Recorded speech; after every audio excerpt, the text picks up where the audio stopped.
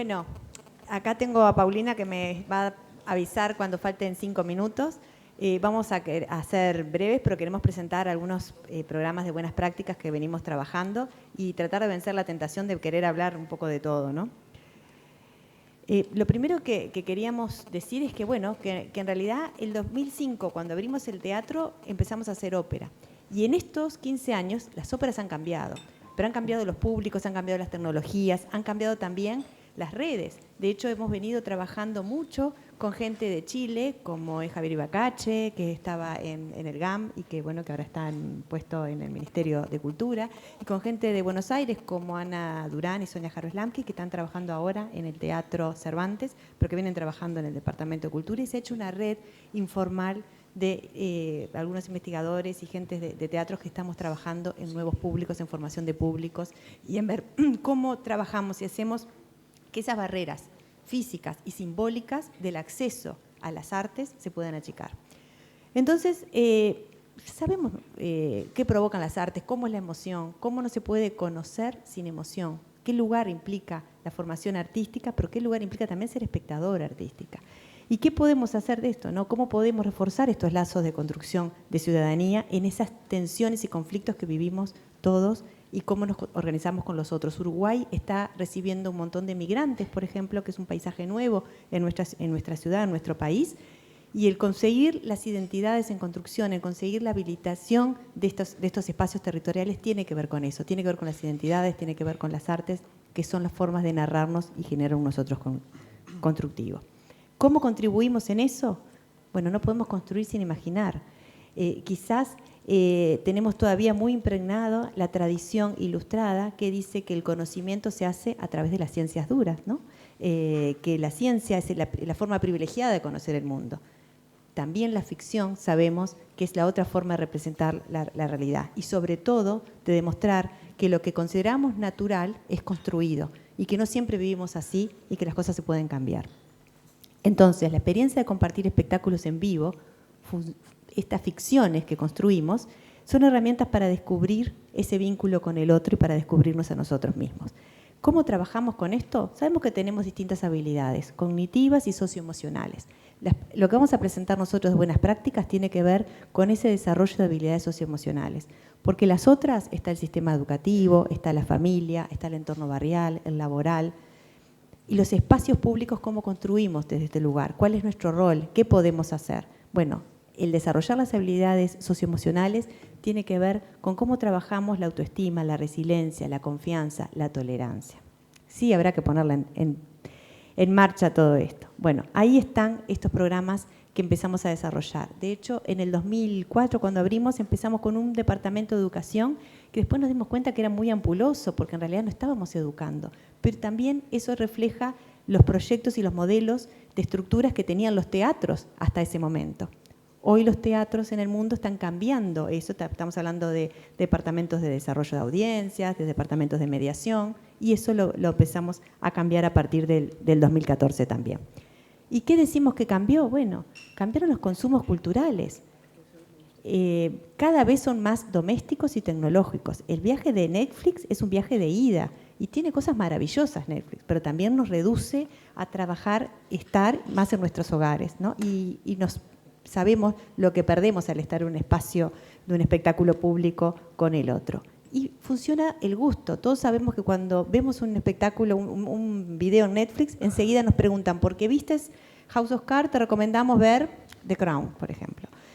¿Hay un gustómetro? ¿Existe ese gustómetro? Bueno, cada vez también sabemos que el gusto en realidad es una conducta que es aparentemente libre, que cuando alguien se compra unos championes Nike, está comprando el pertenecer a una tribu urbana que utiliza los championes Nike, el que te vean con eso, y estás demostrando que sos, que pareces y que lo haces. Entonces, en realidad es una manera de elegir que no elegimos. El gusto son disposiciones incorporadas que nos permiten identificar, evaluar, degustar prácticas y ofertas culturales. Entonces, cuando se accede a los espectáculos, más que depender del género del espectáculo o del gusto, las encuestas de consumo cultural nos dicen que se hace por la compañía y se hace incluso por quien se siente invitado a venir o el quien se va a buscar. Los públicos hoy son infieles y son omnívoros. Entonces, tenemos comportamientos que responden a desigualdades, ya sabemos, de clase, de género, de etnia, de edad, de barrios. Hay un acceso desigual a bienes y servicios culturales. Si alguien trabaja lejos del centro de la ciudad, no tiene buena locomoción y se tiene que levantar a las 5 de la mañana para llegar a su trabajo, es muy difícil que venga a la centralidad a ver un espectáculo o entre semana, o de qué manera podemos achicar eso. Entonces, hay un desigual uso de la oferta también tecnológica, porque no es igual que todos accedemos igual a las plataformas. Hay una forma de plataformas gratis, donde hay mucho público que pertenece a esas plataformas gratis que las usa en la ciudad, pero también hay plataformas pagas. Entonces, ya en el acceso a la tecnología hay diferencias. Y acceder a un espectáculo, el llegar al Teatro Solís o el llegar al Sodre, es el resultado de vencer una cadena de obstáculos. Una cadena de obstáculos que tiene que ver con las distancias geográficas, que es el tiempo, el traslado, las barreras simbólicas, el precio de las localidades. Alguien tuvo que tomar la decisión de qué hacer con su tiempo libre, con quién dejar a sus hijos o sus personas a cargo. La seguridad del hogar. Para mucha gente salir del hogar es una dificultad. Entonces, desde estos teatros de ópera, ¿cuál es el lugar y qué es lo que podemos hacer? También vimos que los teatros de ópera en América Latina son en su mayoría lugares patrimoniales, son edificios que dignifican a la ciudad, pero las óperas en América Latina no son patrimoniales, sí lo son en Europa. Quizás en el Río de la Plata lo patrimonial es el tango y en Uruguay es el candombe, pero no la ópera. Sin embargo, ¿por qué hay que destinar dineros públicos para hacer ópera? Nosotros somos un teatro público que dependemos del Departamento de Cultura de la Intendencia de Montevideo y seguimos los lineamientos estratégicos de ese Departamento de Cultura. Y se valora que hay que invertir dineros públicos en hacer ópera. ¿Por qué? Porque contribuye a la transmisión de valores colectivos, porque pertenece a un tiempo de historias compartidas, porque se popularizaron ritos de construcción de nacionalismo, porque jerarquiza las pasiones humanas, porque potencia la política del género y porque nos hace vivir una experiencia artística completa. ¿Cómo contribuimos entonces para achicar las barreras para ese acceso? Desde el Solís tenemos estrategias que achican a las barreras físicas, a llegar a estas barreras físicas al acceso, que tienen que ver con esto que ustedes transitan por el teatro y pueden encontrar. Pero tenemos también achicar las barreras simbólicas y acá hay 4 programas que queríamos contar. Proyectos socioeducativos, que es Taller de Arte y Derechos Humanos, Convivencia Ciudadana, Diálogos Tratales y Jóvenes Críticos. Un programa de formación de públicos, un programa de sensibilización de públicos y programa de formación profesional.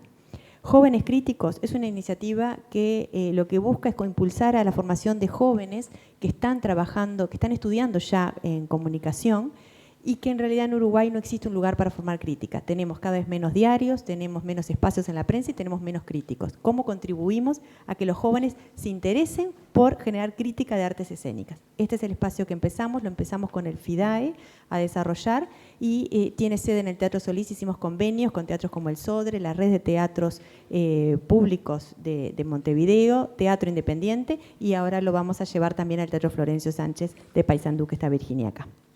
Tenemos programas de arte y derechos humanos. ¿Por qué? Porque fortalecer la educación en derechos humanos a través de las artes ayuda y contribuye a disminuir múltiples formas de discriminación. Entonces, brindamos herramientas para habilitar en buenas prácticas y modificar actitudes discriminatorias contra el bullying, violencia y discriminación en primera infancia. Y ya este programa que empezamos en el 2014, en esta serie de programas que iniciamos, tuvo una financiación de un proyecto de cooperación sur-sur con México y después lo seguimos aplicando gracias también al apoyo de la ministra de Cultura que está acá. Y eso ha notado y hemos visto en el seguimiento de los docentes cambios en las conductas que ha generado como respuesta a este plan que venimos haciendo desde el 2014. Tenemos un programa de sensibilización de públicos, donde quizás el más destacado es el proyecto de Un Pueblo al Solís, que está cumpliendo 10 años y que seguimos trabajando con él, que es un proyecto en el cual pobladores de todo el país, de poblaciones de menos de 5.000 habitantes, vienen al teatro y una vez por año viene un pueblo entero en tren, generalmente, que dejan sus casas y vienen a ver un espectáculo entero. Vienen a ópera, vienen a teatro. Pero también tenemos en este programa gente que viene del penal de Punta Rieles, que es donde hemos estado trabajando desde el 2014, de un penal, de una prisión con personas privadas de libertad, y ahora trabajamos en una posada de medio camino, que son las personas recién liberadas y que se reinsertan en la sociedad. El programa de formación profesional, que le voy a pasar, ¿por qué? Porque nos interesa saber los resultados de estos programas que estamos estableciendo. Nosotros trabajamos con docentes que se inscriben una vez por año y invitan a sus alumnos a venir por lo menos 3 veces al Teatro Solís. Esto lo estamos haciendo desde el 2014, brindando materiales previos a la función, viniendo a la función y generando un espacio posterior de mediación con la función. Y esto es si les resultó útil o no. También vemos los estudiantes, que son los beneficiarios directos, cuán interesados están en lo que vieron. ¿Qué les pasó? ¿Cuál es la emoción con esto?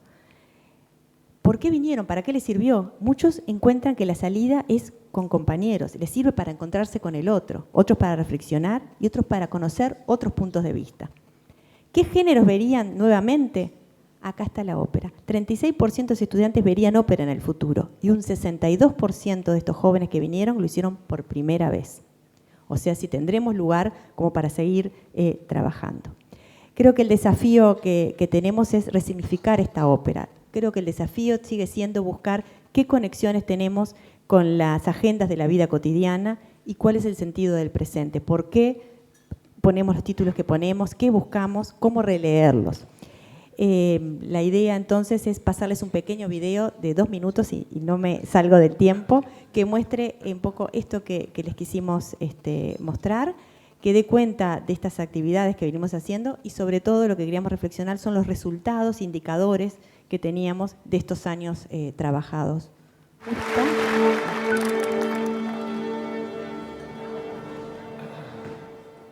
Fuimos a ver música de películas con mi papá y la verdad que pasamos muy bien. Guardé las entradas porque fueron de las primeras salidas que hicimos con mi pareja. Siempre es un placer concurrir a nuestro primer centro cultural, ¿no? El Teatro Solís. Con respecto al teatro, yo pienso que es mágico. Soy amante del teatro y fue mágico verlo disfrutar de esa manera. Estimados amigos del Teatro Solís. Como lo más alto a lo que yo aspiro llegar es a poder presentarme en el Teatro Solís. Muchas gracias al Solís. Un abrazo fuerte.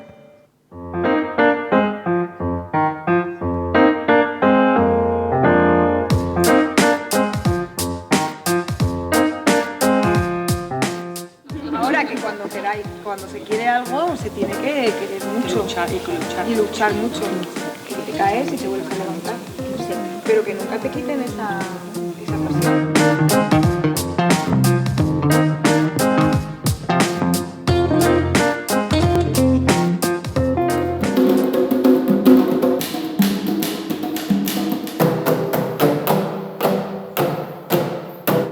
Proyecto real para realmente potenciar esto que tenemos y darle una mirada a la pata que nosotros tenemos de teatro con la pata de derechos humanos. ¿Por qué?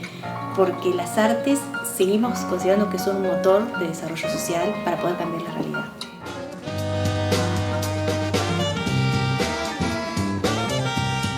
Primera vez que veo una obra de teatro, nunca había venido a Solís, sinceramente.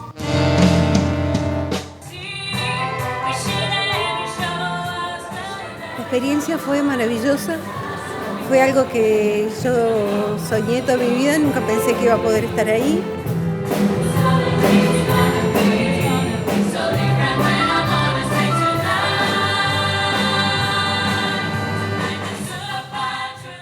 Porque los invitamos a jugar todos juntos. Cada cual a su forma y a su estilo. Vale las risas, vale cantar, vale el movimiento. Vale estar parado, vale estar acostado, vale estar a UPA. Vale tomar una mamadera, tomar la teta, vale dormirse, vale despertarse y seguir jugando.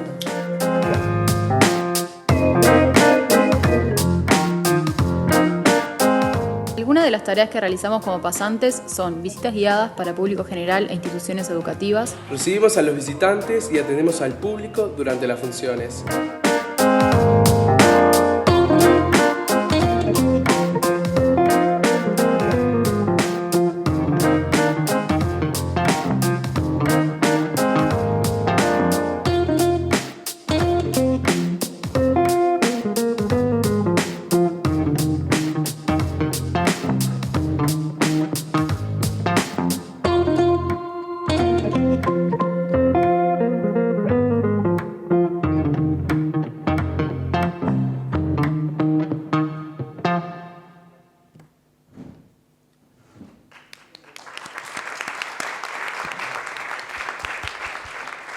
Gracias. Solo decirles que hoy, que estrenamos La Flauta Mágica, a las 19 horas vamos a estar inaugurando 3 exposiciones. Una que recorre los 15 años de la reapertura, que van a estar en las escaleras de todo el teatro.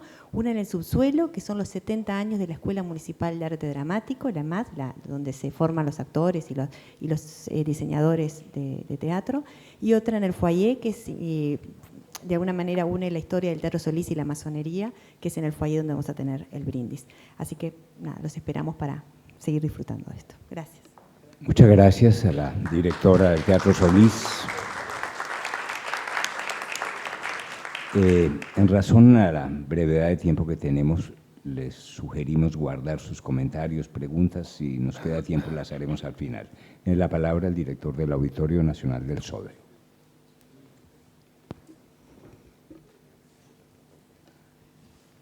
Muy bien. Ahí está, ahí estamos. Bueno,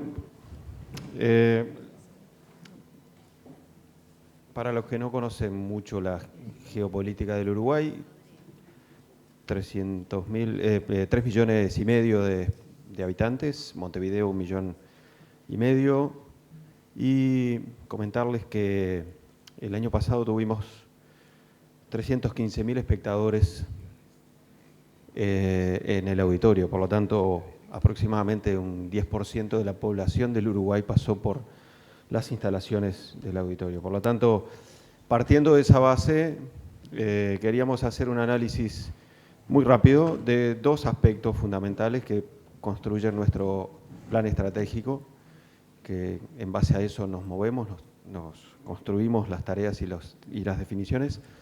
Y queríamos comentar, como decía, a partir de esa ecuación, para que ustedes se hagan una idea de la incidencia político-institucional y nacional que tiene el auditorio, abordar 2 ejes temáticos que son bien interesantes para nosotros, como es la democratización del acceso a bienes y servicios culturales y el ámbito de técnica en particular. Pero previamente vamos a ver un video que presenta en líneas generales el auditorio y nos posiciona al respecto.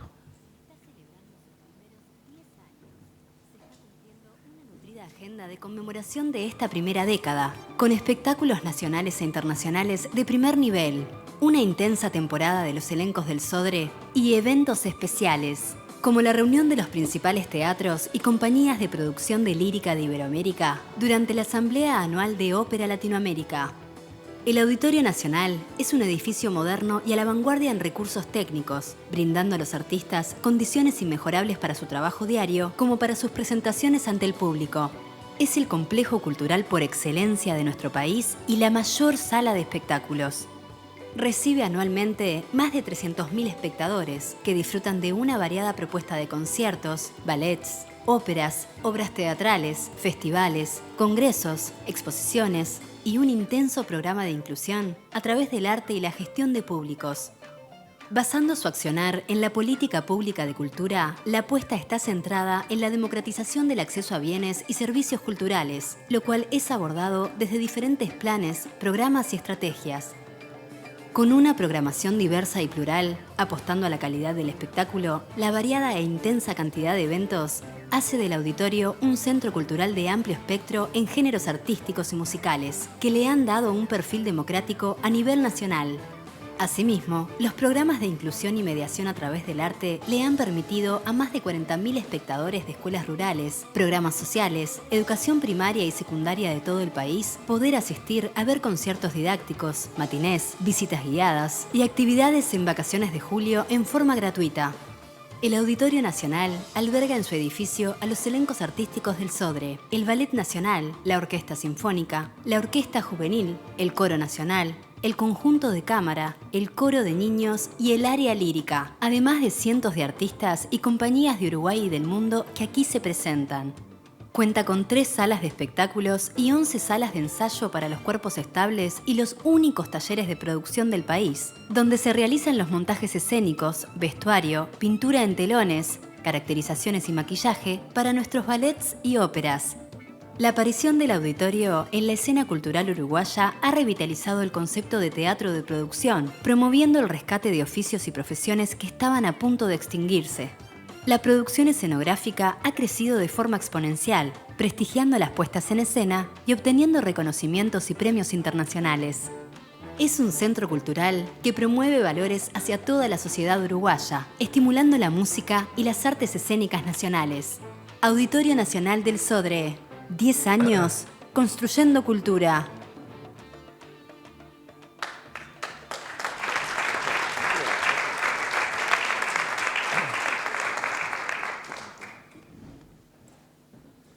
Como decía, partimos de un plan estratégico, que ese plan estratégico resume, si se quiere, la historia de estos intensos 10 años, que pretende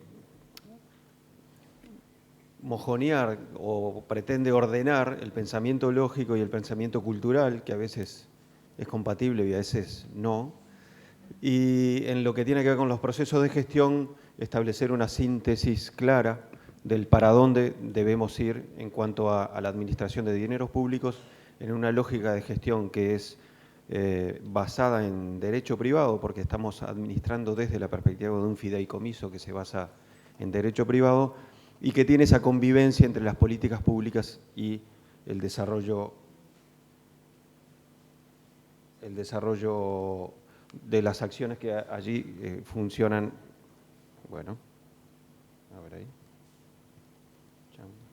¿Cuál es? Aquí abajo.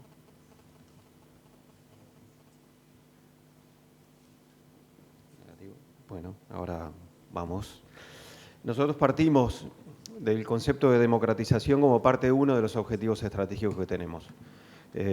Objetivos que están basados en unas definiciones globales que se elaboraron con los funcionarios y equipos de trabajo, y que la palabra democratización no es una palabra más, es una concepción, es una forma, una definición concreta del por qué y para qué hacemos determinadas cosas. Y se transversaliza en forma definitiva a una multiplicidad de áreas que proponen desde sus perspectivas una serie de acciones que se relacionan con la actividad que desarrollamos cotidianamente. La misión que nos trazamos, y que si podemos la veremos, pero si no vamos a ir diciéndola de memoria, ahí está, desde la misión que nos trazamos, la pasamos aquí. La definición establece que somos, por un lado, un teatro de producción, por otro lado tenemos esa palabra de democratización y por otro lado nos basamos en políticas públicas. Trabajamos conceptualmente con las 5 C de la gestión: complementariedad, coordinación, comunicación, confianza y compromiso entre los equipos que establecen precisamente, partiendo de la base de una política pública y poniendo énfasis en el público y con amplio espectro de conciencia de equipo. También asumiendo que estamos trabajando en una lógica de puente entre el presente y el futuro para, sobre todo, que esas propuestas culturales lleguen democráticamente a promover el desarrollo humano, la inclusión verdadera, la igualdad de oportunidades, fundamentalmente. Para ir ya a algo más concreto, ¿cómo y de qué manera trazamos el trabajo vinculado a la democratización? Estamos parados en un plan estratégico que se vincula con algunas acciones concretas de particularmente 2 áreas, pero que derraman a todas las demás, como es la coordinación ejecutiva y la dirección de gestión de públicos y proyectos educativos, que proponen en forma transversal algunos aspectos como estos que manifestamos ahora, apuestas a una programación inclusiva y diversa, planes y programas concretos, una coordinación a nivel nacional que cada vez es mayor y una sostenibilidad y sustentabilidad del proyecto, que también es muy importante a la hora de rendir cuentas. También atendiendo esa realidad que hablábamos hace un rato, que la comunidad está demandando desde otras perspectivas las necesidades respecto a los tipos y programas que desarrollamos. Por lo tanto, atendemos las nuevas demandas, buscamos crear propuestas vinculadas a los nuevos públicos, la nueva forma de comunicarnos nosotros mismos y comunicarse con los demás. Las nuevas formas de entender el hecho cultural, por lo menos lo analizamos, y necesariamente también buscar que las nuevas tecnologías se apliquen necesariamente en las acciones que desarrollamos. Algunos programas que los relatamos y después los profundizaremos si el tiempo nos da. Escuelas rurales, algo parecido al pueblo al Solís, pero está vinculado focalizadamente a las escuelas rurales de todo el país, que vienen al auditorio a ver un espectáculo. Vacaciones de julio y de septiembre. Conciertos didácticos, que es una dinámica que lleva miles de chicos de primaria y secundaria a ver espectáculos tanto del conjunto de cámara como de la orquesta sinfónica.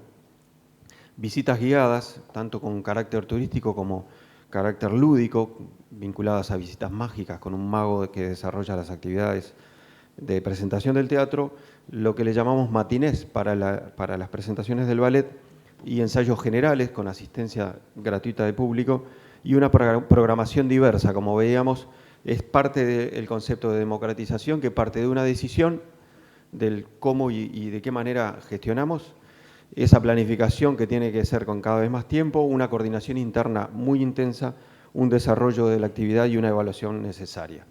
Pasando a la segunda parte, como ese aspecto de buenas prácticas que estábamos comentando, que entendemos que ese primero es transversal a todos, el ámbito de los talleres para nosotros también es uno de esos ámbitos privilegiados, que alimentan en forma troncal a todo el auditorio, y nosotros estamos tratando de ir por el camino de la síntesis, antes que Paulina me corte, para trabajar en la lógica de que muchos de ustedes lo vieron ayer en un recorrido parcial, pero que tomaron dimensión de lo que significa trabajar en el mismo edificio con todos los talleres instalados allí. Es una fortaleza bien interesante y que queremos trabajar, que solamente desde hace 8 años, porque en perspectiva país eso no es nada, el concepto de teatro de producción instaló una lógica nueva en el país. Hay un efecto derrame económico, hay un efecto derrame profesional, hay un efecto derrame de calidad del producto artístico arriba del escenario, y eso nos está llevando también a tener reconocimientos internacionales. Por eso a nosotros nos interesa mucho estas instancias de capacitación y formación que hacen que cada vez nuestros técnicos escalen progresivamente sus capacidades y sus habilidades. Tenemos 71 personas, aproximadamente 70-71 de personal estable, y como le llamamos nosotros, zafrales o jornaleros, que dependiendo del volumen de la producción ingresan o salen de acuerdo a ello, que están en el entorno de las 130 personas en lista, pero en definitiva hay veces que sí, efectivamente en el área técnica estamos por encima de las 150, 160 personas continuas, porque el volumen de producción es alto. Los talleres que tenemos son utilería, escenografía, herrería y carpintería, caracterizaciones, telones y vestuario. O sea que una producción de ballet o de ópera se puede hacer íntegramente en el auditorio, como ya se han hecho muchas y que están circulando. Decíamos, estas instancias y en nuestro proyecto en particular, queremos profundizar la lógica de capacitación y formación permanente, el desarrollo de procesos de producción, sistematización y logística, porque eso habla también de la seriedad con que planificamos el hoy, el mañana y el después para poder hacer circular estas producciones. La organización y planificación clara del trabajo anual, y esto es un trabajo interno, que miro a Augusto y a María, que en el Colón debe pasar lo mismo, los tiempos con los cuales coordinamos con los elencos, las producciones y las decisiones artísticas para saber qué es lo que va a pasar en el taller, en cuánto tiempo y de qué manera.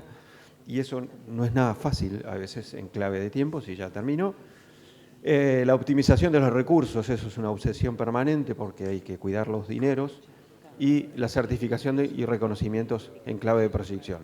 Aquí es una lista que obviamente no la leo, pero son todas las producciones que desde el 2013 ha hecho el Auditorio Nacional y que ha promovido tanto en ballet como en ópera, en algunos casos ya con circulación regional o incluso internacional, que estamos dispuestos a seguir profundizando en clave de escena de ola.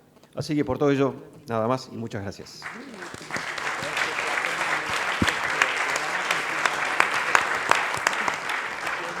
Muchas gracias, Gonzalo. Bueno, Gonzalo y Daniela son nuestros anfitriones durante todo este encuentro.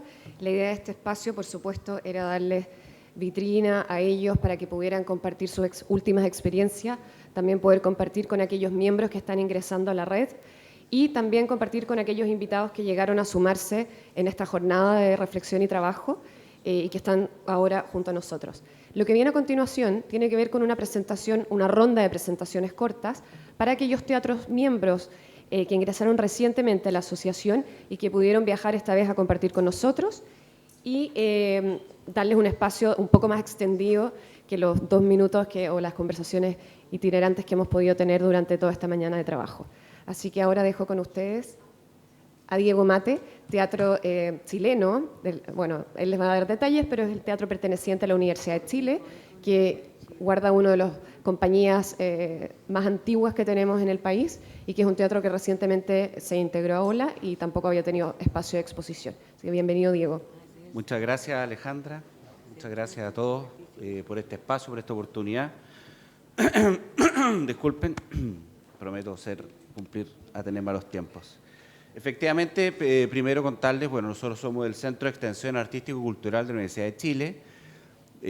Nosotros tenemos la gestión que el país nos encomendó hace ya casi 80 años de gestionar, administrar, ¿cierto?, y dirigir son 2 cuerpos estables, que es la Orquesta Sinfónica Nacional de Chile, un conjunto que tiene 90 miembros estables, el Ballet Nacional Chileno también, que también va a cumplir 78 años ahora, una compañía fundada por Ernest Uthoff, que estuvo en Chile con la compañía de Kurt Joss, con la Mesa Verde, y el Coro Sinfónico de la Universidad de Chile y la Camerata Vocal. Estos 4 conjuntos que funcionan de forma bajo el alero del centro, el SEAC, y que hasta ahora funcionan en el Teatro Universidad de Chile, ubicado en Plaza Italia, para los que alguna vez han podido conocerlo. Este caballero es Domingo Santa Cruz Wilson, quería conversar con él a propósito del tema de las buenas prácticas, ya que vemos a veces personas, ¿cierto?, intelectuales que tuvieron grandes visiones, grandes ideas hace más de 80 años, hoy día todavía perdura, y nosotros hemos, la verdad, logrado permanecer, trabajar, hacer un trabajo serio, constante, gracias a la visión que se tuvo en ese momento, liderada por don Domingo Santa Cruz. Él fue el fundador de la Orquesta Sinfónica Nacional de Chile, también fue el impulsor de la creación del Ballet Nacional Chileno, fue también el creador de la Facultad y Conservatorio de las Artes de la misma Universidad de Chile y fue también presidente de la Asociación Internacional de Compositores a nivel internacional. La verdad que fue una tremenda figura. Y lo destaco porque él estableció las claves, ¿cierto?, de nuestra institucionalidad, que tiene 4 elementos que yo creo que para todos ustedes también son muy cercanos. El primero, siempre tuvo la visión clara de la necesidad de que esta institución contara con un financiamiento público asegurado, el cual en ese momento se estableció por ley, junto, ¿cierto?, con la capacidad y flexibilidad para poder generar ingresos propios y también para poder utilizar en beneficio propio esos ingresos y que no fueran, por ejemplo, redestinados dentro de la propia Universidad de Chile, que es el ente público que nos acogió. La autonomía artística y de gestión frente a la contingencia política. Cuando se creó la Orquesta Sinfónica y los conjuntos, hubo una discusión muy fuerte que incluso llevó a que el presidente de la República de ese momento vetara la ley que creaba los cuerpos estables y el Senado tuvo que insistir con unanimidad porque se discutía muy fuerte dónde debía quedar alojada la Orquesta Sinfónica y los cuerpos. Y se impuso y se luchó mucho porque fuera dentro de la propia Universidad de Chile. No porque son conjuntos universitarios, sino porque la Universidad de Chile brindaba la seguridad de poder darle esta autonomía. También otro factor clave que fue establecido desde la visión original fue la estructura interna. Una dirección general separada, ¿cierto?, que se distinguía claramente de la dirección artística de cada conjunto, cosa que existiera un contrapeso dentro de la propia institución. Y también una política que yo creo que nos ha definido, que es la austeridad, a veces obligada, y también la flexibilidad para poder adaptarnos a los procesos, adaptarnos, ¿cierto?, a la situación, a las contingencias que a veces ocurren cuando uno depende de un presupuesto público. Hoy en día estamos abocados nosotros a trabajar y modernizar y mejorar nuestro modelo de gestión. Yo quería destacar, ¿cierto?, algunos elementos que tienen que, ya que estamos hablando de buenas prácticas. Uno, sin duda, esencial, que es la cohesión de objetivos, la cohesión de objetivos entre la dirección general y los cuerpos estables. Esto es un tema que siempre y permanentemente estamos trabajando. Hay un diálogo permanente con las comisiones artísticas de cada conjunto y que siempre también un énfasis en atender sus necesidades artísticas. Esto ha generado un clima de confianza, ha generado un ambiente de trabajo que nos ha permitido poner metas conjuntas de avance, objetivos, ¿cierto?, que a veces implica cierta renuncia para ambas de las partes, hacer ciertos sacrificios, algunos gastos, pero ha permitido, ¿cierto?, una cohesión muy fuerte, muy importante, que hoy día nos tiene muy contentos y orgullosos. Esto también se ha reflejado en el diseño de la programación, que busca, ¿cierto?, priorizar, por un lado, programas de alto ingreso que generen la estabilidad para el resto del año, y también programas que van en acorde a la misión, a nuestra misión, que tiene que ver, por ejemplo, con el desarrollo, bueno, de la música nacional, por ejemplo, incluir nuevos lenguajes artísticos, música contemporánea, obras interdisciplinarias, y también, ¿cierto?, otro factor que es el encuentro con el público, la conciencia a lo largo de los distintos estamentos, de los distintos conjuntos, de cuál es nuestra prioridad, que finalmente tiene que ver con la calidad de la experiencia artística que nosotros estamos entregando a las personas y cuál es ese impacto que tiene esta experiencia artística en sus vidas, a nivel intelectual, a nivel emocional, a nivel espiritual, poético, educativo, para lo cual también hay un trabajo muy intenso que es con la política de precios, es un esfuerzo que se hace de poder tener una política de acceso que realmente asegure una accesibilidad al público general. La verdad es que siempre es un desafío porque son producciones de costos altos, pero ese es parte del trabajo que nosotros tenemos que lograr, de que haya una accesibilidad generalizada. Y también el vínculo con los abonados, eso es algo que es prioritario, ¿cierto? La constante comunicación con ellos, estar informándolos, hacer las actividades especiales, generales, ciertos beneficios, y otras acciones que nos vinculan con ello para que sientan que son parte, ¿cierto?, como stakeholders también de lo que ocurre con la institución en las buenas y en las malas, como se dice. También contarles brevemente sobre el proyecto Vicuña Maquina 20, que es un proyecto, es un nombre transitorio, es un nombre técnico nada más por ahora, que tiene que ver con el crecimiento de infraestructura y de equipo de trabajo, uno de los desafíos que vamos a tener nosotros como institución. Nos va a implicar un nuevo modelo de gestión interno y también un nuevo modelo de gestión con nuestro público. Por supuesto, un desafío con el financiamiento, estamos creciendo en infraestructura, en equipamiento, en todas las terminaciones. Hoy día el teatro, la verdad es que nuestro se gestiona de forma un poquito casi artesanal. Hoy día vamos a pasar a una nueva etapa y eso va a implicar también, por supuesto, nuevos modelos de financiamiento. Estamos nosotros, para los que conocen el Teatro Universidad de Chile, esta nueva sala, una sala para 1.200 personas, se integra al actual Teatro Universidad de Chile, de hecho van a estar conectados, y el teatro va a estar, se va a redirigir para hacer ya definitivamente un teatro de artes escénicas, que nos va a permitir también mantener la actividad de proyectos emblemáticos, como por ejemplo, que integran los 3 o 4 cuerpos estables, por ejemplo, como el Carmina Burana, que ha sido siempre una obra emblemática, y también asumir nuevos desafíos, como les pongo ahí, que también comentaban delante, poniéndonos en onda también con Ola, ¿cierto?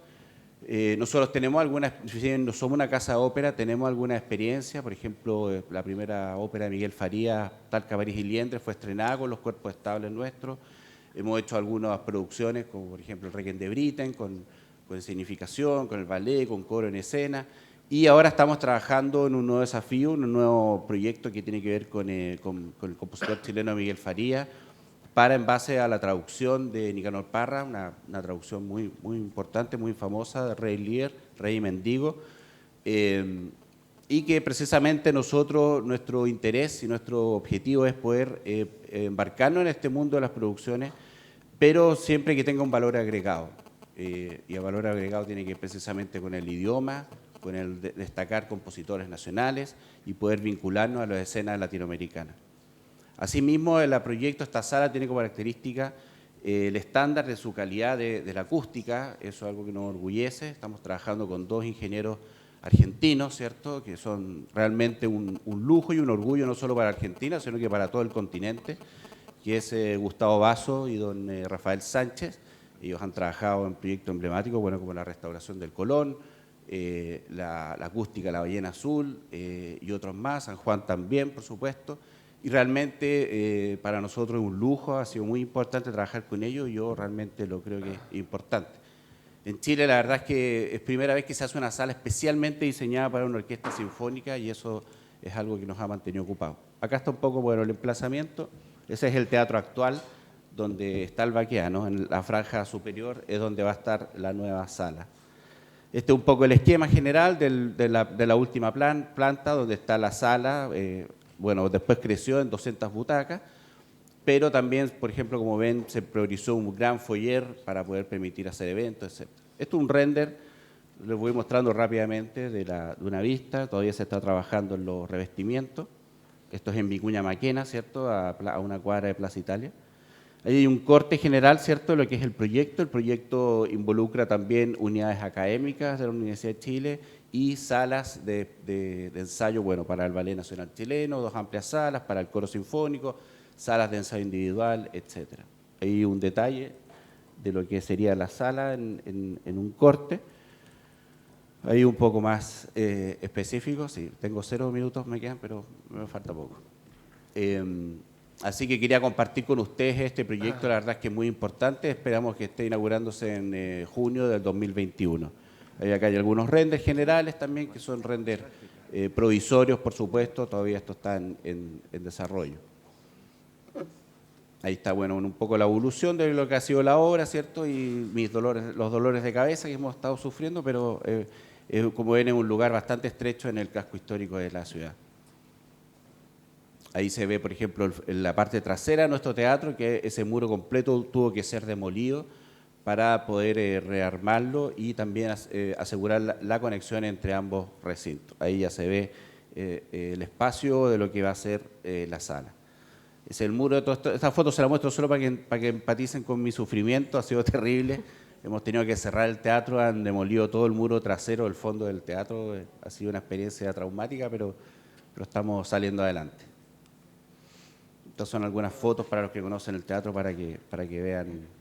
También, bueno, se encontraron algunas pircas antiguas, interesantes. Bueno, y este es el foyer del teatro, para que también, como les decía, vean el estrés que implica esto, pero por supuesto que es una buena etapa. Así que lo esperamos en Santiago de Chile cuando quiera, y la inauguración, por supuesto, el año junio de 2021. Muchas gracias. Muchas gracias, Diego.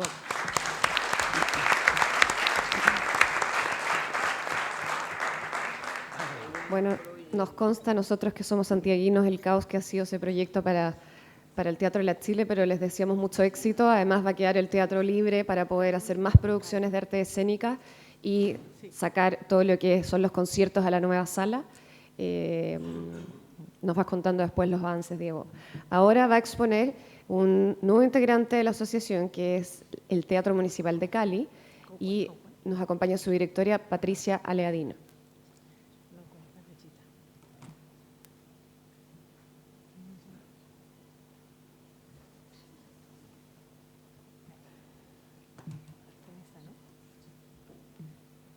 Bueno, buenas tardes. Vamos a presentarles el Teatro Municipal de Cali, Enrique Buenaventura.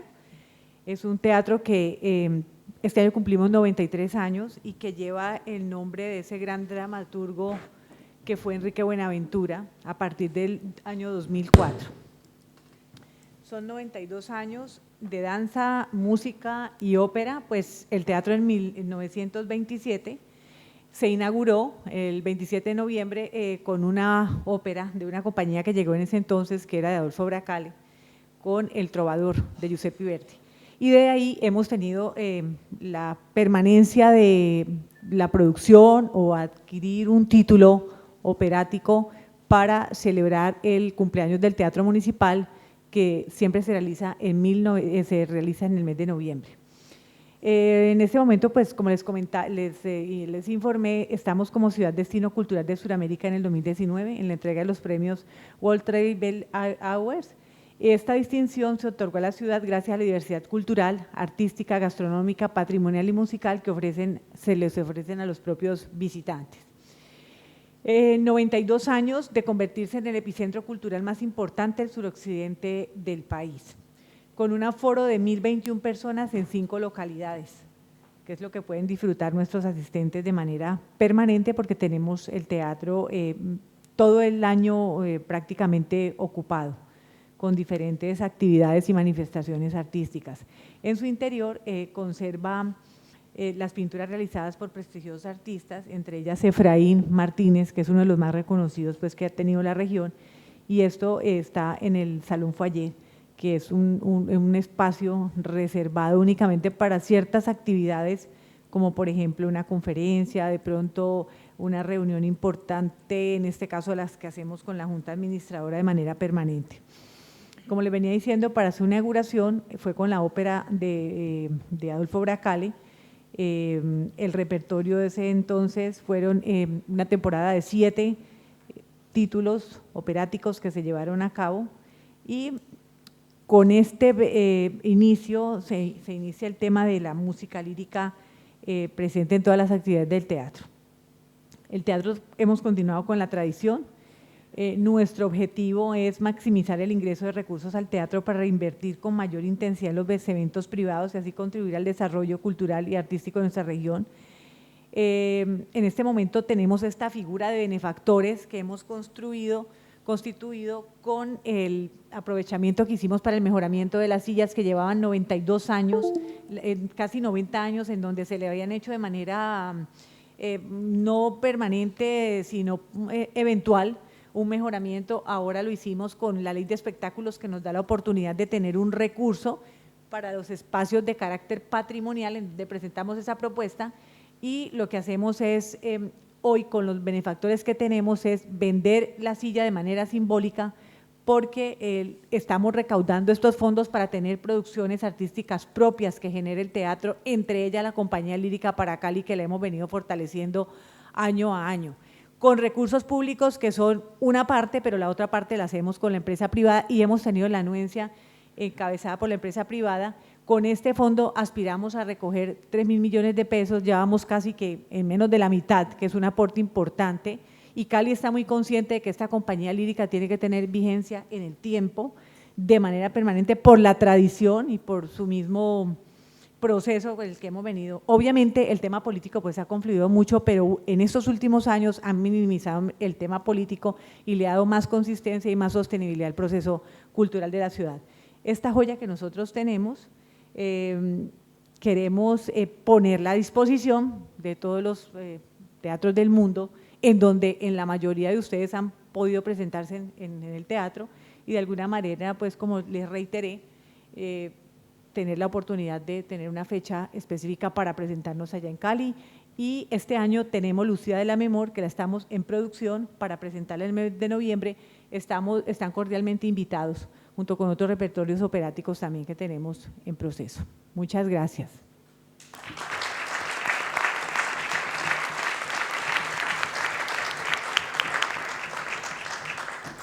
Muchas gracias, Patricia. ¿Tienen talleres propios, Patricia, con lo cual hacen las producciones? Nosotros tenemos talleres para hacer claro, es un compendio completo en donde hacemos los talleres, tema técnico, todo lo que tenemos que incorporar en ese proceso. De hecho, ahora las producciones las estamos haciendo con el talento nuestro, porque anteriormente sacábamos el recurso que eran 300, 400 millones de pesos y traíamos de Bogotá producciones ya elaboradas, compañías que tienen ese proceso lírico, está elaborado como por ejemplo Jaime Azul. Entonces pensamos en que el recurso debe quedarse en la ciudad con los artistas que tenemos a través de la Universidad del Valle, de las Artes, y todos los artistas del arte lírico que han estado en los escenarios de Lucas, hemos aprovechado para hacer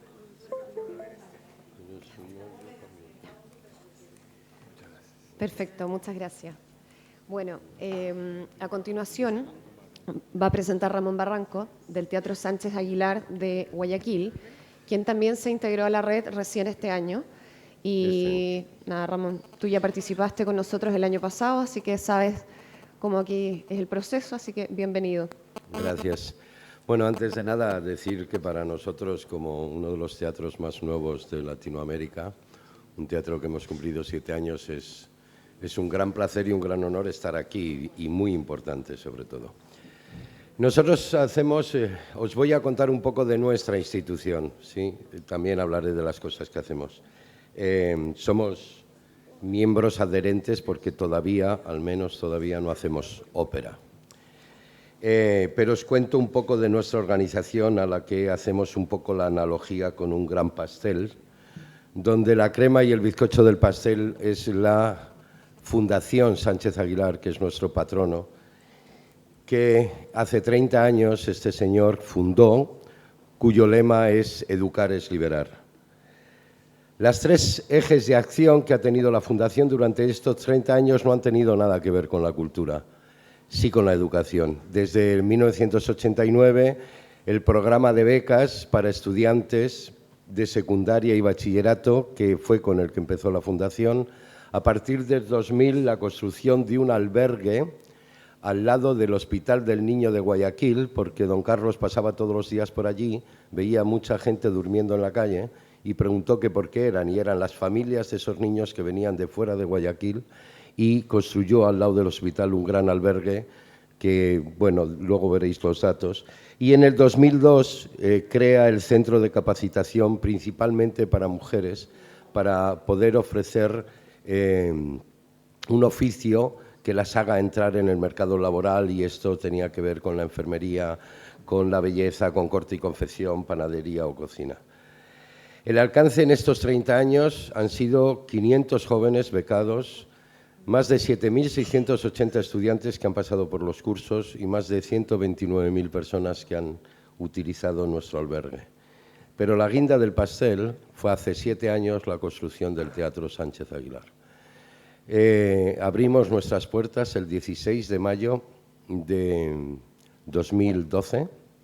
Yo llevo 8 años viviendo en Guayaquil, me vine de Valladolid, mi ciudad natal allá en España, y estoy desde el inicio en este teatro, que los recursos son 100% de capital privado, del capital de las empresas de la familia Sánchez Aguilar. Nuestras instalaciones constan, digamos, las dividimos en 4 partes. Nuestra sala principal, que tiene 952 butacas. La sala Saruma, que es una caja negra, que dependiendo, aunque ahí pongo 150, pero entran entre 100 y 110 según lo que hoy presentemos. Y la tercera sala, que no es otra que nuestro escenario, que tiene aproximadamente 40 por 18 metros, y que utilizamos eso como una sala más. Y el café y el vino bar, que estamos muy potenciando y donde hacemos normalmente exposiciones, presentaciones de libro, de cortos, de documentales, etc. Bueno, no me voy a entretener mucho en esto, pero tenemos esas 3 bases: el café como espacio abierto, las artes escénicas, invitando a directores internacionales, haciendo proyectos con jóvenes y en públicos y audiencias, con nuestra escuela del teatro, etc. Lo logrado en estos años: hemos hecho 1.385 presentaciones en 7 años, con 384 compañías, tanto de danza, teatro, circo y música, 26 producciones propias, principalmente de teatro, que luego os contaré, y 260 coproducciones con artistas locales del Ecuador, principalmente de Guayaquil. Países que han pasado, bueno, ahí tenéis algunos, prácticamente toda América Latina, pero también España, Francia, Inglaterra, Alemania, Australia, Canadá, China. Artistas internacionales importantes, bueno, pues desde el Ballet de Jazz de Montreal, como veis ahí, a René Fleming, Liliana Herrero, la compañía de Deborah Colker, que mañana veremos aquí, Jorge Drexler, el Cirque Loise. Entre nuestras 26 producciones, 3 de ellas de ballet, dirigido principalmente al mundo infantil. Hicimos una versión infantil del Cascanueces, es de una coreógrafa española que se llama La leyenda del Cascanueces. No hacemos ópera, pero sí musicales, todos ellos menos Que cante la vida, que es un musical chileno que ya estaba hecho. Son encargos del teatro, han nacido por nuestra propia iniciativa. Hemos contratado al autor y al director musical y, bueno, me falta por aquí alguna, da igual. Y el circo, hicimos nuestra primera producción también totalmente encargada por nosotros, tanto la dramaturgia como la dirección, y esa fue para nosotros muy importante porque fue la primera coproducción internacional que hicimos con el Festival Grec y que ahora mismo ya ha visitado, además de varias ciudades en el Ecuador, Barcelona, estuvimos en junio pasado en Sao Paulo en el Festival de Circo del Sesqui. Y os voy a hablar de 3 obras en concreto, bueno, una de ellas ya la he hecho, pero todos los años nosotros hacemos una obra de corte social, bien porque hablamos de un tema problemático socialmente, bien porque nos dedicamos como en el Guadual al circo social, que de ahí parte la cosa. Nuestra primera producción de teatro fue Las burladas por Don Juan, es una adaptación del Burlador de Sevilla, de Tirso de Molina, y lo utilizamos para hablar de la violencia contra la mujer. El Guadual, que os he hablado, lógicamente Ecuador no tiene una gran tradición de circo, queríamos hacer algo que tuviera que ver mucho con el país, y Guadual viene de la caña guadúa, que como sabéis solamente se da en las zonas ecuatoriales. Es una caña muy particular, muy grande, muy densa y con mucha fuerza. Y la nave es un proyecto que nace en mi ciudad, en Valladolid, y que desde el año pasado nos lo permitieron acoplar a nosotros. Es un proyecto para acercar a la gente joven al teatro y se trata de hacer una obra con ellos. No tienen que ser profesionales, no tienen que ser estudiantes, solamente tienen que ser chicos que tengan algún interés en cualquiera de las artes, desde la poesía, la literatura, la pintura, la fotografía, el vídeo y, por supuesto, teatro, danza o música. Y todo lo crean ellos. Hay 2 directores que les dirigen, pero todo lo que se presenta después en escena. Time Lapse fue el primero que hicimos el año pasado. Ahora mismo nos encontramos produciendo el segundo, que estrenaremos en la primera semana de septiembre. Y este es el gran pastel de la Fundación y el Teatro Sánchez Aguilar. Aquí algunas fotos. Esa, bueno, se ve muy oscura ahí. Es allí menos, nuestra sala principal. Algunos de los alumnos que hacemos nuestra revista El Telón, editamos esa revista de manera bimestral y no solamente tiene toda nuestra programación de los 2 meses, sino que hay diferentes amigos y compañeros que escriben artículos de opinión en ella, algunos de los artistas, de las fotos de la gente que ha pasado por el teatro, y muchas gracias por vuestra atención.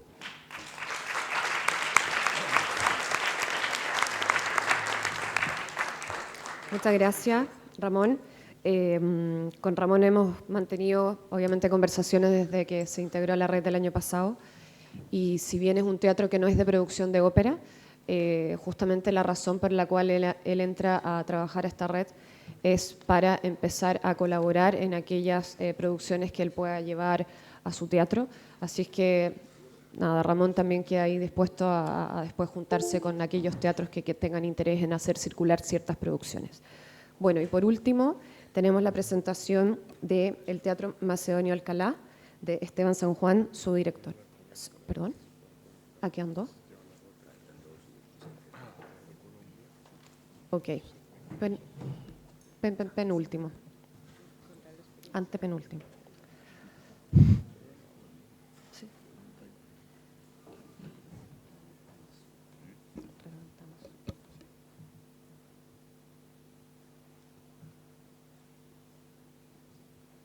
Empezamos con un video.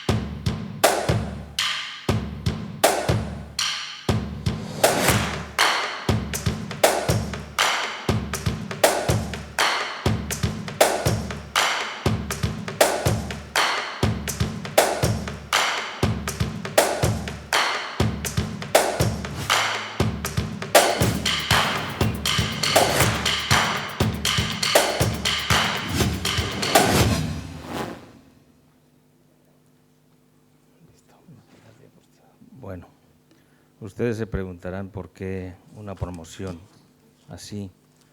Lo que sucede es que el 90% de los de aquí presentes no conocen Oaxaca.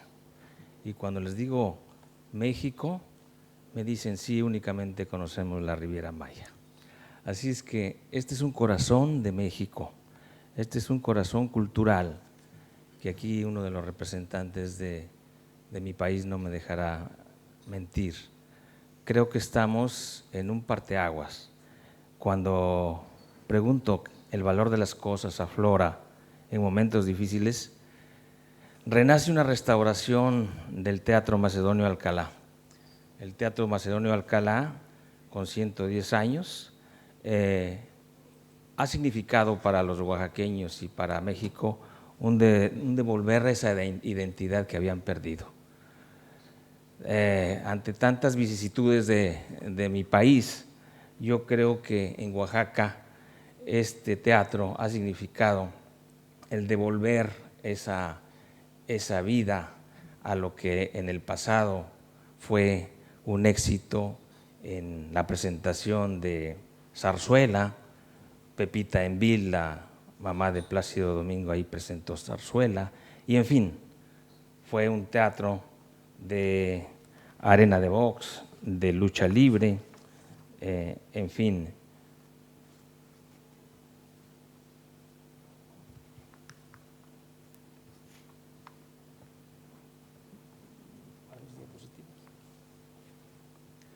Este teatro tuvo una intervención afortunada, creo afortunada, porque ha sido muy galardonado el teatro a nivel nacional, inclusive fue una mezcla de una estructura de herrería con piedra que nos permitió resistir ante todos los sismos que ha pasado en México. Es un teatro similar a lo que ustedes tienen, un teatro con mucha historia, un teatro que fue arena de box, de lucha libre, en fin. La restauración fue una cirugía mayor que nos ha permitido también cambiarle la historia a lo que ha sido también un centro de asuntos políticos.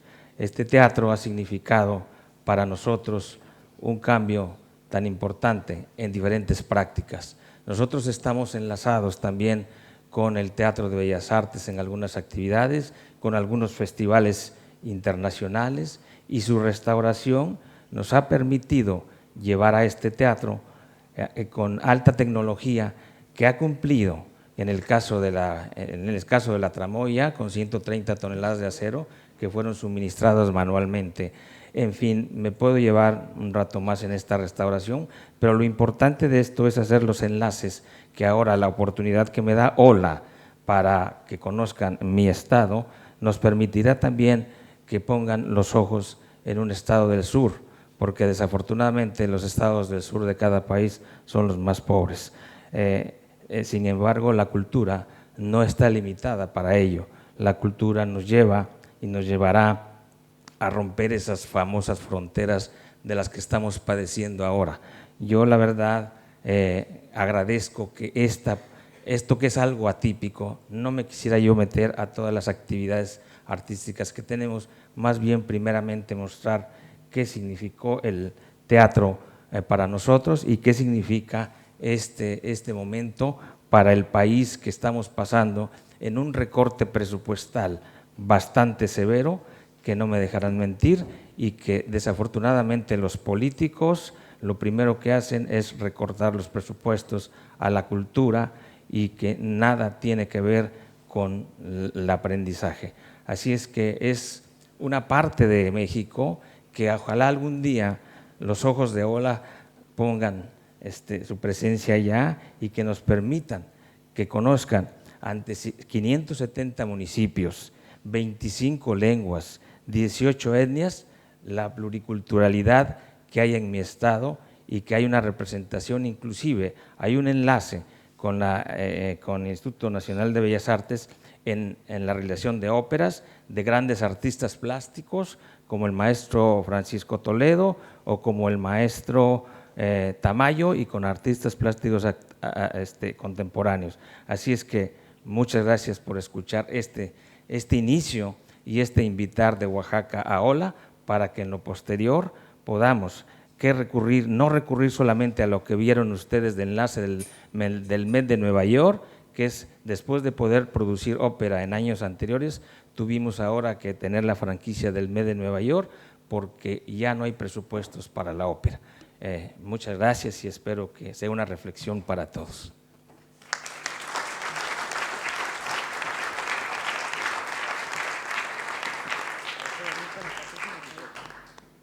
Muchas gracias al director del Teatro Macedonio de Alcalá de Oaxaca. Estas dos últimas presentaciones del Teatro Enrique Buenaventura de Cali y del Teatro Macedonio de Alcalá son especialmente caras para mí. Enrique Buenaventura fue uno de los hombres de teatro más importantes de América Latina. Entre las cosas más importantes que me han pasado en la vida, me ha tocado ser su alumno. Y es un teatro que ha tenido una larga historia y que en esta última época reciente, en esta alcaldía, ha tenido un apoyo y se ha resignificado. Tiene tareas todavía muy urgentes como recuperar el edificio en su área escénica, etc. Y el Teatro Macedonio de Alcalá me unen a ese teatro muchos años de mis actividades en México.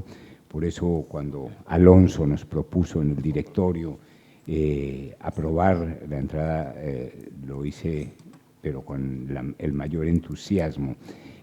Oaxaca es uno de los lugares más bellos del mundo en el que uno pueda conocer. Esto que nos explicaba el arquitecto es un estado de una riqueza, de una diversidad que resuma una gran parte de esa pluriculturalidad de México en sus lenguas, en sus tradiciones. Es un estado que tiene como 500 trajes regionales, con un folclore extraordinario. Bueno, y no hablemos del mezcal porque eso sí ya llegamos a puntos inigualables, ¿no? Muy bien, damos la bienvenida a el Teatro de Belém de Brasil. Boa tarde. Boa tarde a todos e todas. Queria saudar a Alejandra e, em seu nome, os demais membros da mesa. Dizer que é uma grande oportunidade de estarmos aqui, porque na cidade de Belém, especificamente no Teatro da Paz, se faz ópera desde o século XIX e nós ainda não fazemos parte dessa organização. Então, esse momento é muito significativo para nós. Queria também dar os parabéns aqui, nesse momento, ao Teatro Amazonas e dizer que estamos muito felizes com essa candidatura bem-sucedida e que nós estaremos juntos lá, com certeza. Parabéns, Lívia. Então, estou aqui para falar do Teatro da Paz. Me perdoe, inclusive, falar no meu próprio idioma, mas eu não vou arriscar o portunhol aqui, não serei bem-sucedido nisso. E também acho interessante porque marca que nós somos plurais e tem um país aqui dentro dessa América Latina que fala português. Então, eu peço que me perdoem por falar o meu idioma, mas, ao mesmo tempo, preciso fazê-lo. Nós estamos na versão 18ª do Festival de Ópera. A cidade de Belém é a capital do estado. Ela foi fundada em 1616, temos 403 anos de idade, possui 1,5 milhão de habitantes, e eu preciso dizer onde nós estamos. É ali em cima, no mapa do Brasil, onde tem aquele círculo, no delta do rio Amazonas. Estamos ali próximo das florestas amazônicas, enfim, estamos dentro da Amazônia. Aqui é a nossa distância para Manaus. De avião são 2 horas de voo, então, relativamente próximos, mas ainda assim muito distantes, porque as distâncias lá nos estados do norte do Brasil são continentais. O Teatro da Paz ele foi inaugurado em 1878, tem 141 anos. Ele foi erguido no período da borracha, quando aquelas cidades do norte do Brasil viviam um apogeu comercial. E muita coisa florescia ali no Brasil, a partir das cidades do norte, depois então seguia para o sul e sudeste. Hoje a coisa está um pouco mais invertida e nós estamos tentando resgatar esse nível de igualdade que foi perdido. O Teatro da Paz possui 1.100 lugares, mas por razões de segurança, cautela, porque é um teatro antigo, é um teatro monumento, a gente ocupa hoje 850 lugares. Esse aqui é o teatro. Essa foto foi tirada 2 semanas, um mês atrás, talvez. Enfim, é um teatro em forma de ferradura, tem plateia, varanda, frisas e... Ali em cima tem uma pintura que foi feita, na época, ele está bem preservado, foi feito por Domenico De Angelis e a sua equipe, eles vieram da Itália para produzir o Teatro da Paz, toda essa ornamentação. Aqui é uma outra foto tirada da plateia para o palco. E o nosso festival, esse ano, ele busca novos rumos. Nós tivemos um desafio inicial, nós assumimos o Teatro da Paz em janeiro, e tivemos um desafio. Essa vai ser a 18ª versão do Festival de Ópera, e o nosso desafio era produzir com o mesmo recurso algo que fosse diferente do que acontecia antes, até então. Porque nós tínhamos uma amostra de ópera. Ele acontecia como um festival, acontecia geralmente nos meses de agosto e setembro. E nós temos uma grande produção. Como eu disse a vocês, se faz ópera desde 1880. A primeira ópera foi feita lá em 1880. E a gente precisava que os músicos que são formados lá, os cantores que são formados lá, tivessem trabalho. Aliás, a cadeia produtiva toda da ópera, tudo que envolve produzir ópera, tivesse trabalho, um pouco mais de trabalho ao longo do ano. Então, nós decidimos que converteríamos do formato de festival para temporada. E subdividimos isso em 5 ações. A primeira ação é a ação de formação, a segunda é a temporada de ópera propriamente dita, a terceira, a temporada de concertos, a quarta, itinerância, e a quinta, o teatro musical. Eu vou passar rapidamente. A formação acontece esse ano, começou em julho e vai até dezembro. Nós selecionamos, por meio de um edital, por meio de um concurso, 20 cantores, os melhores 20 cantores líricos que nós tínhamos. Estamos dando uma bolsa de estudos para eles e vamos oferecer uma grade de cursos. Eles vão estudar até dezembro. Essa é a primeira ação. Aqui, há algumas oficinas e cursos que eles vão receber, esgrima, oficina de dança, masterclass vocal, coach vocal, teatro. Então, uma gama de cursos que nós vamos oferecer a eles. Estão recebendo para isso. A temporada de ópera, nesse segundo semestre, nós vamos ter ópera em setembro, vamos ter ópera em outubro e dezembro, que são o Matrimônio Secreto, Suor Angélica e Amal. As datas estão aí embaixo, mas a gente também vai estar no nosso site. Os concertos líricos, que são a terceira ação dentro do novo formato, eles vão ser intercalados com as óperas e vão acontecer esses concertos que nós programamos aqui. Então, vamos ter daqui até o final do ano muita atividade nesse sentido. Temos a itinerância, que é a nossa tentativa de tirar a produção do Teatro da Paz de dentro do seu espaço físico. Então, nós vamos levar através de uma carreta-palco, vamos montar a carreta-palco, mais ou menos com a cara do teatro, e vamos levar essa produção para fora. Vamos chegar com o Teatro da Paz em locais que nunca a ópera chegou, ou concertos com a orquestra. E, por falar nisso, nós temos 2 grupos artísticos estáveis no Teatro da Paz, que são a Orquestra Sinfônica e uma Jazz Band. E a última ação é o teatro musical, que é uma vertente que nós abrimos dentro do festival, que é de ópera, porque existe uma produção muito grande na nossa cidade e no estado e no país também, crescente. São Paulo tem muito musical, e isso se espalhou e chegou até Belém, e nós estamos tentando atender dentro do festival um gênero que é similar, que é o teatro musical. Era isso que eu tinha para expor para vocês. Agradeço a oportunidade.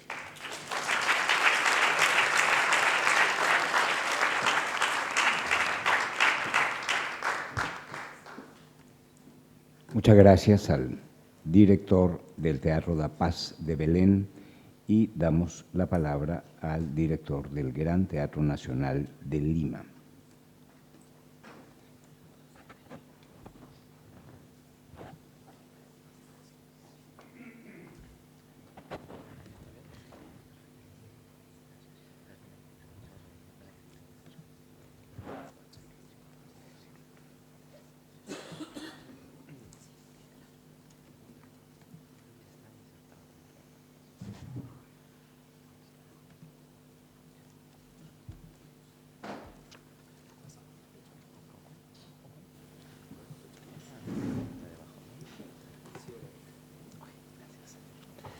Bueno, muy buenas tardes ya.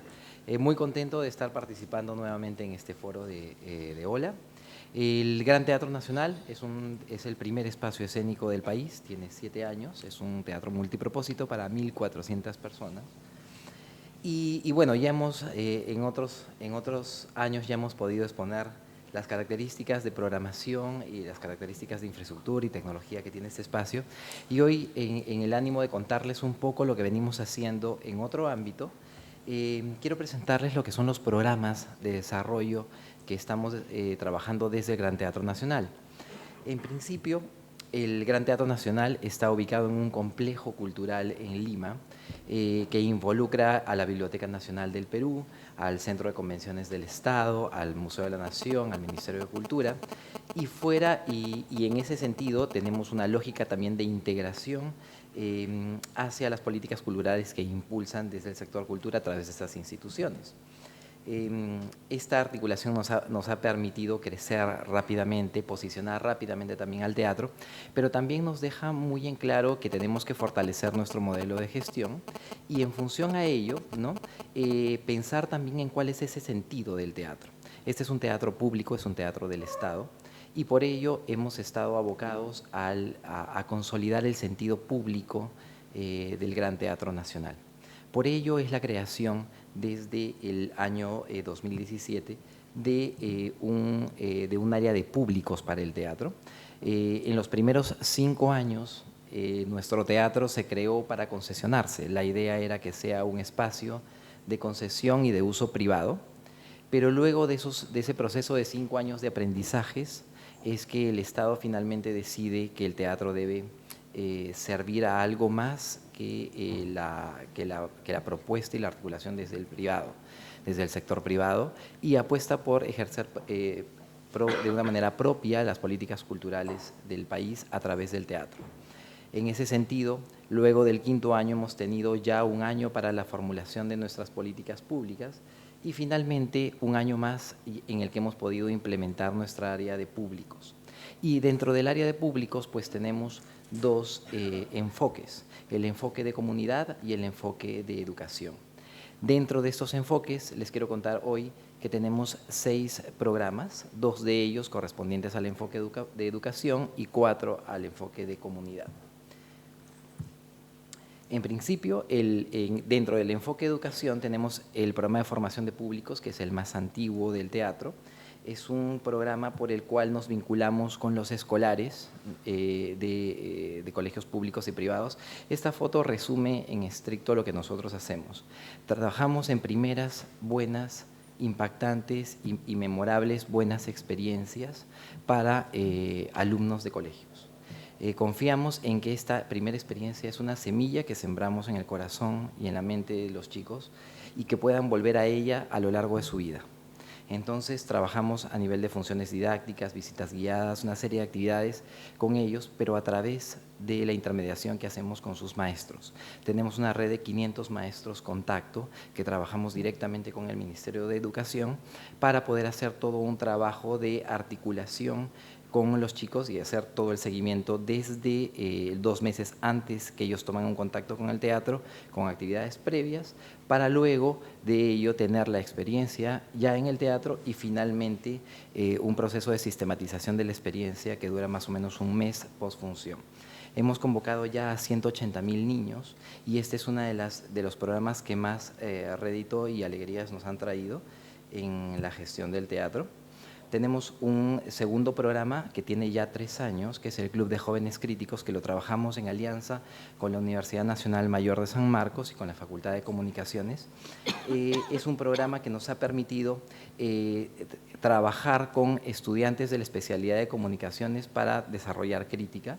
Es un proceso que nos lleva a acompañarlos en su vinculación con las artes escénicas y también presentarles todo un programa de capacitación desde el teatro, ¿no? Para que ellos no solamente puedan desarrollar artículos y contenidos, sino que también tengan una inducción hacia las artes escénicas muy potente a lo largo del año, ¿no? Es un programa de 2 años y estamos este año celebrando el egreso de este primer grupo de jóvenes críticos con los que pueden encontrar en la página web del teatro los artículos que han venido desarrollando. En el caso del enfoque de comunidad, tenemos este primer programa que se llama Barrio GTN. Contarles que el Gran Teatro Nacional se crea en este complejo de espaldas a una comunidad urbana de bajos recursos económicos y que luego de hacer el análisis de estos primeros 5 años nos dimos cuenta que era una comunidad que no había ido nunca al teatro, nunca había sido invitada al teatro.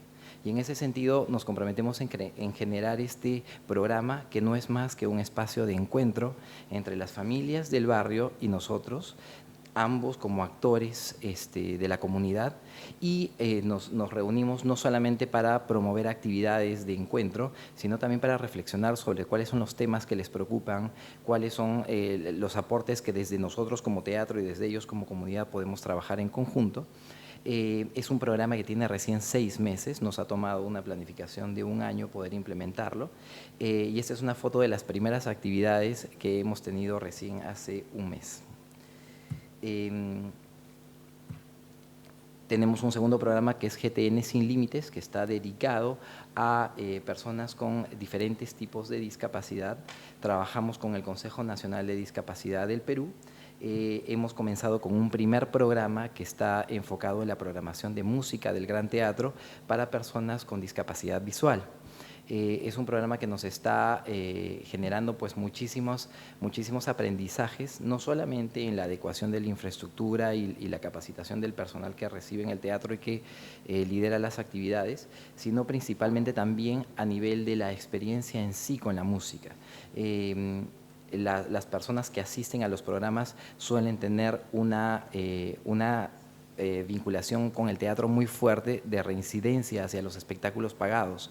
El programa incentiva que las personas con discapacidad visual vengan por una primera vez o una primera o segunda vez al teatro para apreciar los contenidos, para tener encuentros con los músicos y los artistas. Sin embargo, luego de ello desarrollan ya un plan de asistencia al teatro que es pagada y nos ha traído muchas alegrías también. Finalmente, el último programa es el de grandes audiencias, ¿no? Es un programa dedicado a personas adultas mayores. Este es el programa en el que identificamos que tenemos la mayor proyección por la demanda enorme que tenemos. Básicamente son visitas guiadas y funciones y conciertos didácticos que tenemos con adultos mayores, en los que son ellos los que nos nutren con su experiencia. Es decir, estas visitas están enfocadas en extraer del adulto mayor toda su experiencia de contacto con el arte a través de su vida. Entonces, es una experiencia que es sumamente valiosa. Este es un momento clave en el que están parados en el escenario del Gran Teatro Nacional con la platea al frente, dicen su nombre y dicen cuál es su personalidad artística, ¿no? Entonces, son momentos que nos regalan estas experiencias también. Perdón, y omití, este es el último programa, Familias Escénicas. Es un programa que está abocado también a la experiencia de venir al teatro, pero en familia. Es un programa que promueve la interacción entre las familias en toda su diversidad y buscamos que conozcan el funcionamiento del teatro, pero en familia. Trabajamos mucho y potenciamos mucho el rol de los padres, de los tíos, de los abuelos o de los acompañantes mayores como aliados para poder discutir los contenidos que el teatro les propone. Tenemos talleres de danza, movimiento, de canto y cuento y de música para el tema de familias. Bueno, no me queda tiempo para más, aquí tengo un pequeño video, pero les agradezco mucho el tiempo.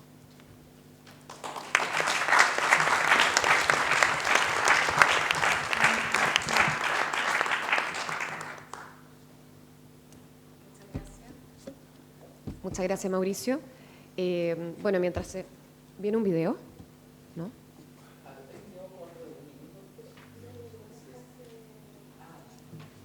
Sí. Bueno, mientras se prepara el último exponente, Eduardo. Sí. Comentar que el Gran Teatro Nacional ha tenido oportunidades de compartir con nosotros a través de, bueno, Melissa, con anterioridad el mismo Mauricio nos ha dado cuenta de los fantásticos programas que realizan. Ha habido colaboraciones con especialistas en Chile, con el Centro Cultural GAM, que tiene un foco súper parecido y donde Andrés ahora es presidente. Así que veo mucha evolución en los programas, impresionante lo que han logrado desde las primeras presentaciones hasta ahora, cómo ha crecido y o sea, impactante lo que están haciendo. Así que muchas gracias por compartirlo y todos los que también tengan preguntas después pueden preguntar a Mauricio, porque la verdad es que creo que hay un trabajo ahí muy interesante respecto a la comunidad y las audiencias. Gracias, Mauricio. Bueno, gracias, buenas tardes. Gracias por darme la oportunidad por contar los primeros 30 meses de vida del Teatro Bicentenario de San Juan. Es el caso que queremos traer como una buena práctica. Yo no sé si es tan buena, pero para nosotros es la única, así que quiero compartirla con ustedes. Tener el privilegio de abrir un teatro y de ponerlo en marcha es una oportunidad casi única.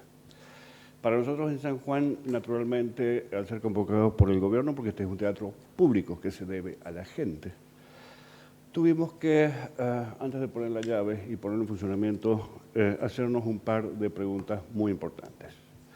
Acá tenemos una visión de nuestra sala principal, que tiene 1.129 butacas, un gran escenario, un foso Bayreuth y un disco giratorio, y está muy completo y muy lindo, pero no es el tema de esta charla.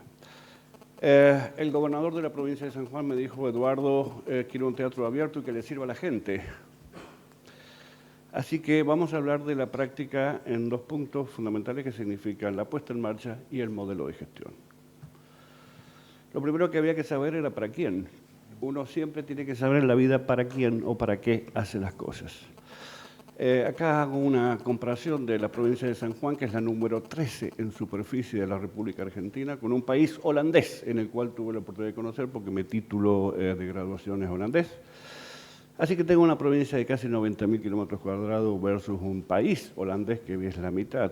Somos solo 738.000 los sanjuaninos versus 17 millones que tienen los holandeses, y tengo una densidad habitacional de 8 habitantes por kilómetros cuadrados versus 412. Comparados con la provincia de Buenos Aires, que es la provincia más grande que tiene el país, somos 18 veces más pequeños. Buenos Aires 18 veces más grande que mi provincia de San Juan. Sin embargo, a 10 kilómetros a la redonda del teatro, tengo una concentración de 500.000 habitantes. Vivo en una provincia, en la cordillera, la número 13 de Argentina, que tiene 738.000 habitantes, y a 10 kilómetros a la redonda tengo 500.000 personas, perdón, el 68% de la población. Bueno, ¿cómo se constituye esa población? San Juan tiene solamente el 41% de la población económicamente activa, el 40% de los sanjuaninos trabajamos, producimos y pagamos ingresos y podemos llevar a nuestros niños a la escuela. Así que somos escasamente 200.000 los que disponemos de recursos propios, con una subocupación del 14%, un nivel de desempleo del 3,2%, tal vez el más bajo de la Argentina o uno de los más bajos, y con un nivel de ingresos del sector público de $777 a la semana pasada, y naturalmente con un PBI que el 25% de nuestro empleo es del sector público. A esa gente tengo que vender la entrada. Esa gente es la que me trae los niños al teatro y por esa gente tenemos que trabajar. Nosotros tenemos 1.001 escuelas con 201.000 habitantes, 201.000 chicos menores de 17 años, 2 universidades, y hasta ahí las noticias son buenas. El problema es que el 52% de mis niños en la tierra de Sarmiento no termina el colegio secundario. Poca gente trabaja, niveles de ingresos pobres, 25% del PBI lo componen el empleo público, y la mitad de mis adolescentes no termina la escuela. Muy bien. ¿Cómo es la comunidad artística? Tengo una escuela de música con 1.100 alumnos, una orquesta sinfónica, 8 coros, teatro, ballets y gente que se dedica a las artes. Y la visión estratégica fue muy clara. El Teatro Bicentenario es una herramienta que tiene que permitir a los sanjuaninos desarrollarnos culturalmente. En un plazo de 10 años queremos ser un polo cultural de la región. Nuestra visión de la región es latinoamericana. Para ello vamos a trabajar en 3 cosas: la calidad artística de nuestra programación, diversidad, calidad y la mayor cantidad de sanjuaninos, la calidad de nuestros programas de formación, cómo, sin tener cuerpos estables, en convenios con teatros y universidades de prestigio internacional, Vamos a formar sobre escena en 4 artes performáticas y bajo escena en escenografía, vestuario y demás. Y acá viene la vieja charla con nuestra amiga María Cremonte, que siguiendo su consejo nos dijo en algún momento, Eduardo, que empezar a formar los técnicos, y en ese camino estamos. Y los objetivos, naturalmente, es trabajar en el sector público-privado y demás cosas que ustedes pueden leer. Bueno, ¿qué debíamos hacer? Lo primero que tuvimos que hacer es poner en marcha, recibir una obra, verificar el equipamiento, hacer la apertura oficial y, naturalmente, darle formato administrativo. Y acá hay algo curioso, ahí dice está la sigla SEM, significa Sociedad de Economía Mixta. Mixta porque es una empresa privada formada por ley que tiene 2 socios, sector público y sector privado. El público al 98,5% de las acciones, el privado al 1,5%. Por lo tanto, tenemos una administración independiente y nos rige el derecho privado. Puedo contratar, pagar, tener cuentas, demás, y pagarle a Alejandra la cuota de Ola sin mayor problema. Bueno, después, naturalmente, armar los equipos de trabajo, definir los puestos. El plan de capacitación y los recursos humanos, somos 52 personas de planta en el Teatro del Bicentenario, 18 pasantes. Luego, la programación, los conceptos que trabajamos en la programación. Acá están los acuerdos internacionales que hemos hecho para la formación con la Ball State University, la Indiana University, la Jacobs School of Music, la UNA, y ahora próximamente con el Bolshoi para las clases de ballet. Luego, naturalmente, los primeros pasos tienen que ver con lo de formación, los equipos técnicos, y acá nuestra tercera área es relaciones con la comunidad. Tenemos un programa de visitas guiadas que nos ha permitido abrir el teatro. Hay varias visitas guiadas. Las educativas son muy similares a las de Mauricio. Nosotros preparamos con los colegios un par de meses antes la visita, se hace la visita, después hay un feedback. Y estamos haciendo streaming y naturalmente las cosas que todos hacemos, como conciertos didácticos y demás. Bueno, ¿qué pasó? 1 minuto. Perfecto, vamos en prestísimo ahora, Paulina. Comunicación, todo el desarrollo comunicacional con el área de Andrea Herrera, que me acompaña. El plan de marketing, importantísimo, cómo llegar al mercado. Hicimos acuerdos internacionales y acuerdos de cooperación y asistencia, que hasta ahora el Teatro Colón, el Municipal de Santiago, el Argentino y la Festspielhalle de Bayreuth, y este año tenemos programado 4 convenios más. Y, naturalmente, a buscar recursos. Nosotros tenemos 2 fuentes de financiamiento, el presupuesto oficial, y hemos generado además otras 2 vías que tienen que ver con el plan de sponsoreo, exitosísimo en una provincia pequeña y en un país complicado, y la cooperación internacional. Por lo tanto, casi el 30% de nuestro presupuesto es del sector privado. Acá está nuestro programa de sponsoreo y hemos certificado ISO 9000. En todo el teatro, en la gestión integral, no solamente un área, debemos ser uno de los pocos teatros en el mundo con un sistema de gestión integral certificado con la empresa Tours Rheinland alemán. Certificamos accesibilidad a todo el teatro en todos los alcances. Esto tiene que ver con la accesibilidad de las personas. Y hemos hecho un plan de fidelización con una multiplicidad de empresas. Entonces venís al teatro volando con aerolíneas, te vas con los puntos de IPF, llamas con personal, Movistar, y de esa forma todo el mundo le vendo, le traigo, lo entusiasmo, lo seduzco para una programación que debe ser interesante. Resultados, 250.000 personas, 175.000 hicieron las funciones, las visitas guiadas, y hemos hecho 240 espectáculos en 30 meses. 0, muchísimas gracias, adiós. Un placer.